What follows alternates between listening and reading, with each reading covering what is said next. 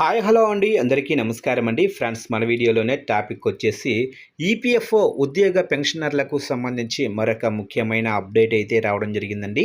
అయితే ఇందుకు సంబంధించిన పూర్తి వివరాలు అయితే మన వీడియోలో తెలుసుకుందామండి. ఆ ముఖ్యమైన సమాచారం ఏంటనేది వీడియో మాత్రం పూర్తి వరకు చూడండి ఫ్రెండ్స్, అప్పుడే మనకి పూర్తి సమాచారం అయితే తెలుస్తుంది. లేట్ చేయకుండా టాపిక్లోకి వెళ్ళిపోదాము. ఇక employees provident fund organisation EPFO 3.0 ప్రారంభించడానికి సిద్ధమవుతుంది. కాబట్టి చందాదారులు త్వరలోనే తమ పీఎఫ్ డబ్బును మరింత వేగంగా సులభంగా పొందగలుగుతారు. ఈ కొత్త విధానం ద్వారా సభ్యులు యూపీఐ ద్వారా తమ పీఎఫ్ డబ్బును నేరుగా తమ బ్యాంకు ఖాతాలకు బదిలీ చేసుకోవచ్చని, తద్వారా పేపర్ వర్క్, ప్రాసెసింగ్ సమయం వంటివి గణనీయంగా తగ్గుతాయని భావిస్తున్నారు.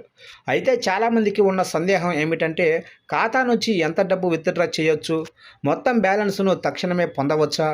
దీని గురించి పూర్తి సమాచారం ఇక్కడైతే తెలుసుకుందాము. ఇక ఈపీఎఫ్ఓ 3.0 అనేది ప్రావిడెంట్ ఫండ్ లావాదేవీలను సులభతరం చేయడానికి ఎంప్లాయీస్ ప్రావిడెంట్ ఫండ్ ఆర్గనైజేషన్ తీసుకొస్తున్న డిజిటల్ ప్రక్రియ. ఇదివరకు పీఎఫ్ డబ్బు తీసుకోవాలంటే ఫారంలు, క్లెయిమ్ ప్రాసెసింగ్, ధృవీకరణ వంటి ప్రక్రియలకు ఎక్కువ సమయం పట్టేది. కానీ కొత్త విధానం ద్వారా ఈ ప్రక్రియ సులభతరం కానుంది. చందాదారులు తమ పీఎఫ్ ఖాతాలో అర్హత కలిగిన మొత్తాన్ని యూపీఐ ద్వారా నేరుగా బ్యాంకు ఖాతాకు బదిలీ చేసుకోవచ్చు. ఇది పూర్తిగా పేపర్లెస్ విధానం కాబట్టి ఉద్యోగులకు సమయం, శ్రమ రెండూ తగ్గుతాయి. ఇక ఎంత విత్డ్రా చేసుకోవచ్చు అంటే, ఈపీఎఫ్ఓ 3.0 ప్రకారం సభ్యులు తమ ఖాతాలోనే మొత్తంలో 50% నుంచి 75% వరకు మాత్రమే విత్డ్రా చేసుకోవడానికి అవకాశం అయితే ఉంటుంది. అంటే మొత్తం డబ్బును ఒకేసారిగా తీసుకునే అవకాశం లేదు.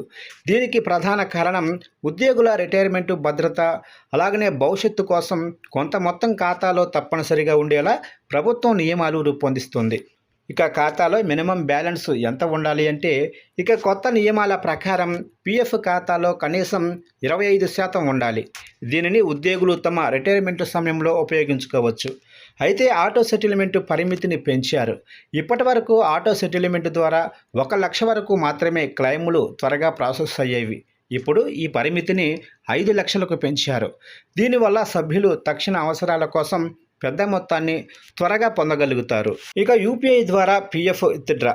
ఇక ఈపీఎఫ్ఓ 3.0 విధానంలో చందాదారుడు ముందుగా తాను ఎంత మొత్తం విత్డ్రా చేసుకోవచ్చు అనేది చూడవచ్చు. తర్వాత తన బ్యాంకు ఖాతాతో లింక్ అయిన యూపీఐ ఐడి ద్వారా ఆ మొత్తాన్ని కూడా నేరుగా బ్యాంకు ఖాతాకు బదిలీ చేసుకోవచ్చు. ఈ ప్రక్రియలో సేఫ్టీ కోసం యూపీఐ పిన్ను ధృవీకరించాల్సి ఉంటుంది. డబ్బు ఖాతాలో జమ అయిన తర్వాత సభ్యుడు ఆ మొత్తాన్ని కూడా డిజిటల్ చెల్లింపులు, బ్యాంకుకు బదిలీ చేయటం లేదా ఏటీఎం ద్వారా నగదు రూపంలో విత్డ్రా కూడా చేసుకోవచ్చు. ఇక ఈపీఎఫ్ఓ 3.0 ఎప్పుడు ప్రారంభమవుతుందంటే, కేంద్ర కార్మిక శాఖ మంత్రి మన్సుఖ్ మాండవీయ ప్రకారం యూపీఐ ద్వారా పీఎఫ్ విత్డ్రాకు సంబంధించిన అన్ని పరీక్షలు పూర్తయ్యాయి. కాబట్టి ఇది త్వరలోనే ఈ సదుపాయం ప్రారంభం కానుందని ఆయన తెలిపారు. అయితే తేదీని మాత్రం అధికారికంగా వెల్లడించలేదు.